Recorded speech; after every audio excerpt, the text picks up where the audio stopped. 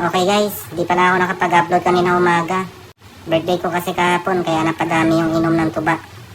Okay, ito pala yung solo war ko ngayon. Dito dehado na naman kasi kung makikita nyo dito, lugi na sa taas tapos lugi pa sa baba. Kaya kailangan ko magseryoso dito. Para hindi maputol yung 90 min streak ko dito sa clan.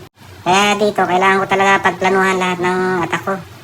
Kaso bigla kong naalala, meron pala nag-request sa akin na gumamit daw ng hero sa TH12. Kaya ito, sakto sa request niya kasi naka-abs yung mga hero ko dito sa TH12.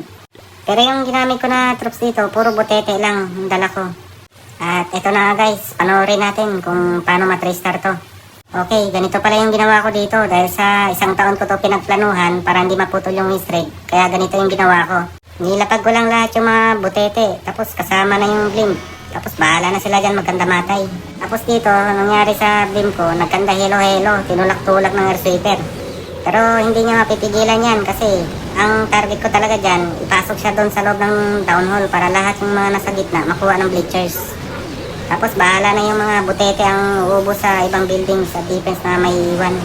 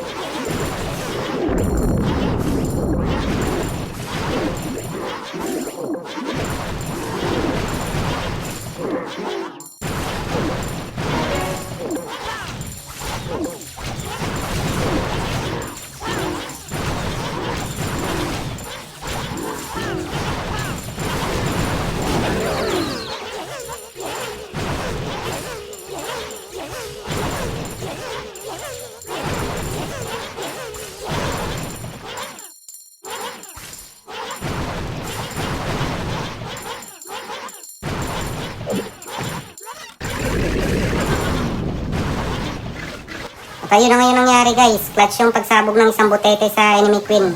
Kaya nakachamba ulit sa unang attack. Pero kung gusto nyo itong gayahin guys, wag na wag nyo itong susubukan.